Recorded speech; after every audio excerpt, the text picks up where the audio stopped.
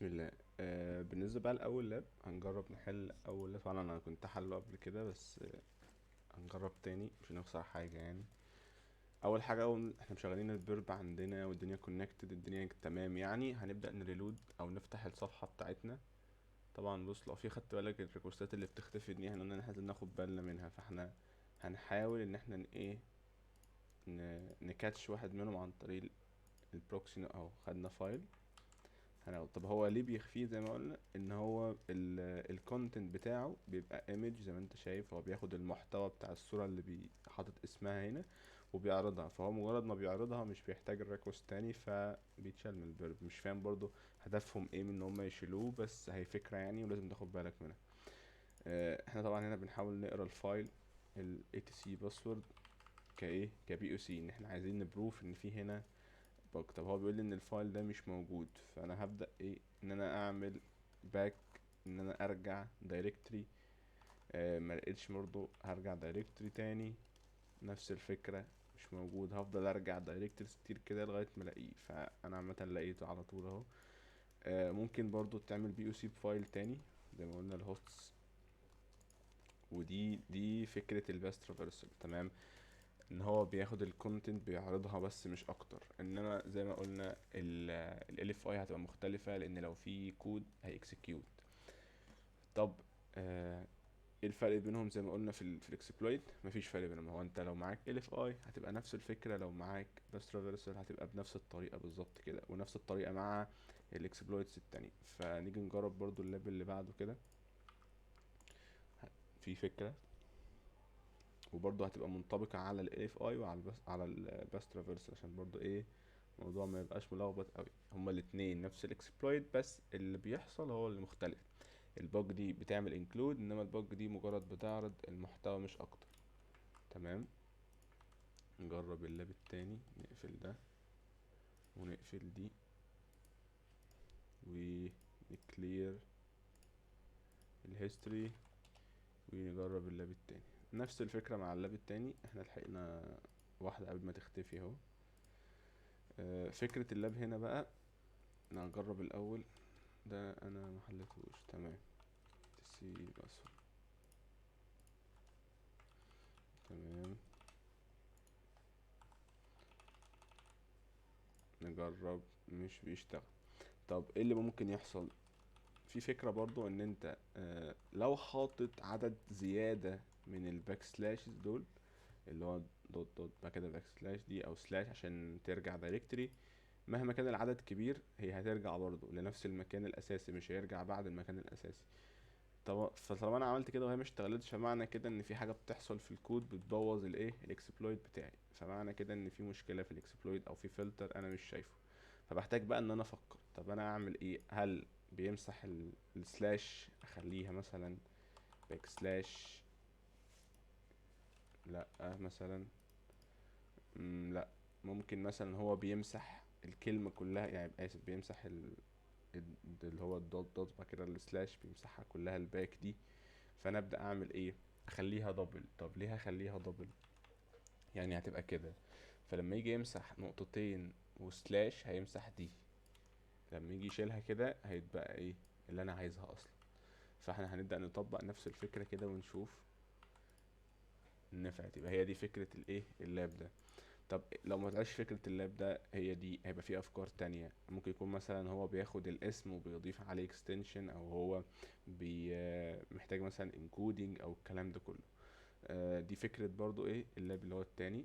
فكرته اللي احنا استفدنا منه هي ان احيانا بيكون في فلتر بيشيل اللي هي الدوت دوت وبعد كده السلاش. فاحنا محتاجين ان احنا بس ندبل الاكسبلويت بتاعنا في الباك بس، مش اكتر. مش محتاجين نضيف حاجة هنا. دي فكرته. تعال نجرب اللاب اللي بعده، نجيبه من هنا.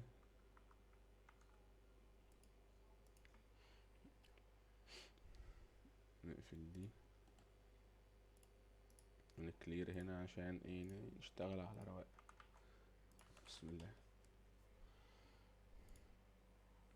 نفس الفكرة. هو طبعا هو هنا بيستخدم نفس الاند بوينت، بس طبعا زي ما واخدين بالكم الاكسبلويتس مختلفه، او البيلود بتاعنا بقى مختلف. برضه احنا بنحاول كبي او سي ان احنا نقرا الاي تي سي باسورد مجرد ما انت قريته فانت البي او سي بتاعك تمام. آه، طبعا ده بنتكلم لو انت بتباج هانت او انت بتعمل حتى بين تيستنج، لان ما ينفعش تلعب في ملفات السيرفر بعيد عن كده. فاهم؟ هو الاي تي سي ماشي ما فيهوش اي حاجه برايفت قوي، سنسيتيف جدا يعني انك تدور الويب سايت، بس يعني بتحاول تتجنب المشاكل. فانت مجرد ما تقراه او تقرا الهوستس فايل او كده، الحاجات اللي هي العادي بالنسبه لهم، فانت كده تمام معاك البي او سي وتقدر تبعتها. اذا كان بقى كباج هانتنج تاخد باونتي، او كبن تيستنج وتكتبها في الريبورت بتاعك. تمام. نيجي نجرب برضو نفس الفكره هنا، نحاول نبعت زي ما قلنا لو عملنا حتى باكات كتير هنرجع لنفس مكاننا عادي. طبعا بيقول ان الفايل مش موجود، ودي معناها زي ما قلنا قبل كده ممكن يكون في فلتر. فاحنا نبدأ ايه، نجرب ندبل زي المرة اللي فاتت. طبعا مش هتنفع لان اللاب اللي فات هو اللي كان فيه الدبل، بس احنا بنجرب يعني، هي الفكرة في التجربة مش اكتر. طب نشيل مثلا، احنا عارفين ان هي بعد 3 زي ما حصل في اللاب اللي فات. نشوف مثلا نجرب ايه. ممكن نعمل انكود مثلا للعلامة دي، نعمل انكودينج. طب نجرب دبل انكودينج، دي نفعت.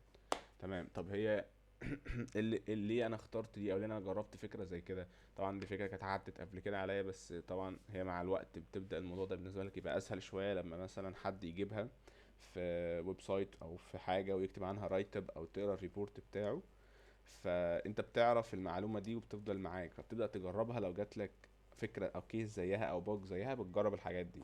وعشان كده دي احلى حاجه في موضوع انك تقرا رايت ابس وتقرا ريبورتس، ان ده هيفيدك مع الوقت حتى لو انت مش فاهمها 100%.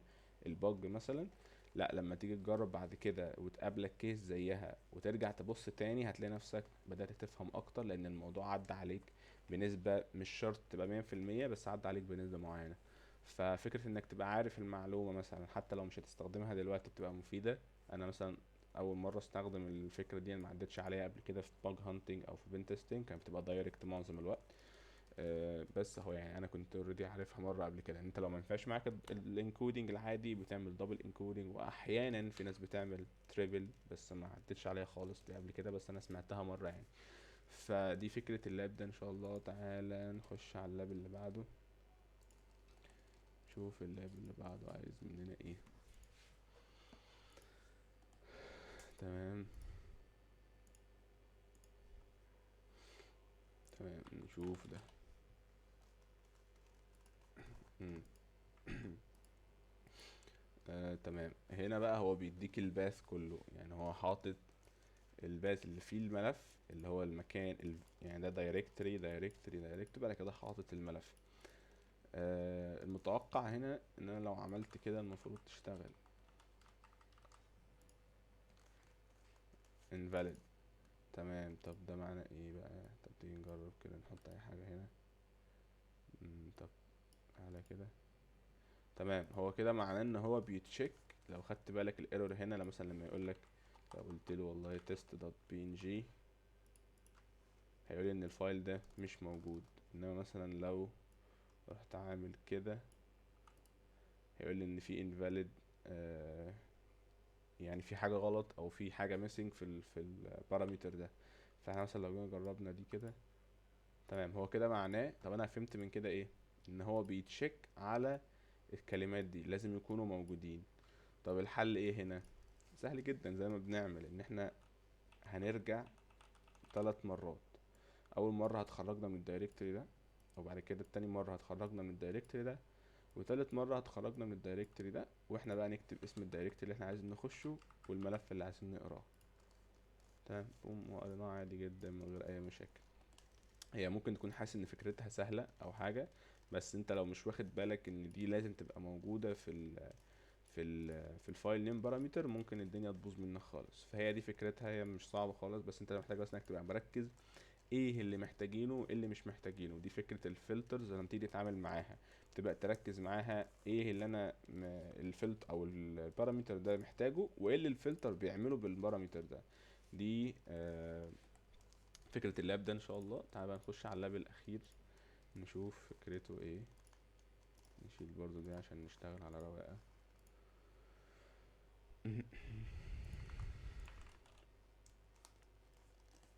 تمام، نفس الفكرة. لا، ريلود تاني كده.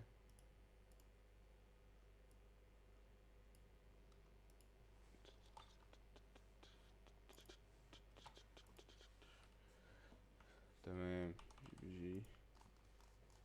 تمام، هو قرا الصورة دي عادي. validation of extension with null byte. ده دي فكرتها تبقى سهلة ان شاء الله. بص، آه المفروض انت لما بتيجي تحط مثلا سي، ايه ده، سي باسورد. نرجع، طبعا احنا عارفين ان هي بعد 3 نرجع لها. تمام، هو ما قراش الفايل. طب ايه اللي ممكن يحصل هنا؟ طبعا باين من اسم اللاب ان هو بيعمل حاجة في الاكستنشن. طب ممكن يكون بيعمل ايه؟ مثلا لو انا رحت ضايف له والله فايل سي باسورد، انا ضفته كده في الريكوست، هو بيعمل ايه بقى عنده في الكود؟ بياخد اللي انا كاتبه وبيضيف عليه اكستنشن بي ان جي، جي بي جي، اي اكستنشن هو بيستخدمه. ولو لقى مثلا لو لقى في اكستنشن بيمسحه وهكذا، يعني عشان لما يجي يضيف هو اكستنشن ما يبقاش ايه عامل مشكله. طب الفكره هنا ايه اللي ممكن اعمله؟ عايز اجنور الحته دي. بضيف حاجه اسمها النال بايت. النال بايت دي اللي هي ولا حاجه يعني. لو انت مش فاهم يعني ايه نال، ممكن تسيرش عليها. كان في صوره مشهوره جدا بتوضح الفرق بين النال والزيرو والوان او حاجه زي كده، مش فاكر بالظبط كان ايه وايه، بس كان موضحه فكره النال عامه. آه، انا اقدر اضيف حاجه زي دي ازاي؟ بما ان انا في يو ار ال، فهنضيفها عن طريق اليو ار ال انكودنج. هي في اليو ار ال انكودنج بتبقى كده. تمام، طب في حاجه كمان برضو، في فكره كمان. طب افرض هو مش بيضيفها، هو بيتشيك عليها. يعني ايه؟ يعني هو مش بيضيفها لي. هو مثلا ايه، لو لقى ان هي كده لوحدها من غير دوت بي ان جي او دوت جي بي جي، على حسب هو عايز ايه. لو لقاها كده ما يقبلهاش، بس لو لقاها كده مثلا يقبلها. فاهمين الفكرة؟ ممكن برضو دي فكرة تبقى موجودة، فاحنا لازم ناخد بالنا من الموضوع ده. وتقريبا في اسم اللاب validation of. ده هي كده، ده هي دي معناها ان هي الكيس دي ان هو بيتشيك على الاكستنشن بتاعة الملف اللي احنا او الفايل اللي احنا كاتبينه. فمعنى كده ايه؟ زي ما اقول نفس الفكرة. احنا هنضيف بس جي بي جي او بي ان جي ايا يكن، وهنضيف لها النال بايت. طب النال بايت هتعمل ايه؟ هتخليه اجنور اللي بعدها دي ويقرا الملف ده بس لما يجي يعمل تشيك بالكود بتاعه بتاع البي اتش بي بقى، يعني يكون شغال ازاي، هيلاقي ان الايه كلمه جي بي جي او الاكستنشن جي بي جي او بي ان جي او ايا يكن. طبعا هو قدر يقرا الملف عادي من غير مشاكل. دي فكره الكام لاب اللي احنا حليناهم. طبعا انا حبيت ان انا اعملهم منفصلين بحيث ان احنا يعني نفصل شويه عن الشرح ونبدا مثلا نشوف الحاجات العملي لو عايزين نجربها وهكذا. اتمنى يبقى الفيديو مفيد، والسلام عليكم.